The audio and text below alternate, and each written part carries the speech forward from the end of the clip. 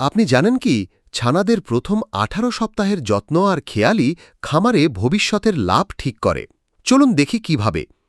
প্রথম দিনে যেসব ছানা খামারে এসেছে তার মধ্যে কতগুলো ১৮-১৯ সপ্তাহ পর্যন্ত বেঁচে থাকে সেটাই নির্ধারণ করে প্রোডাকশন পুল।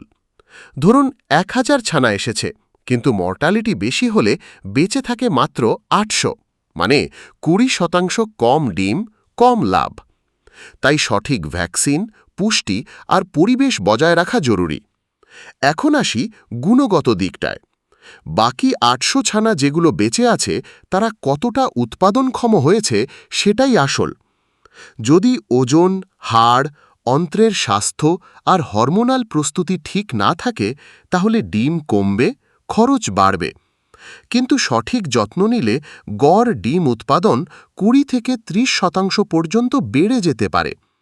তাই প্রথম দিকের প্রতিটি পদক্ষেপই সবচেয়ে গুরুত্বপূর্ণ। প্রতিদিন mortality, weight gain, feed intake track করুন, সময়মতো পদক্ষেপ নিন। পরিবেশ, হাইজিন আর নিউট্রিশন ব্যালেন্স ঠিক রাখুন।